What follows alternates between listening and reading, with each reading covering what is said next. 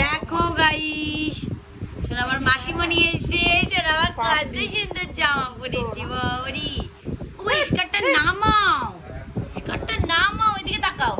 I O ভাবে বেলুনের মতো মুড়ছে না। এদিকে এই দাও, জিভ কোথায় তুলছে? ফোন ধরে নি। করে জিভ তুলে যাচ্ছে।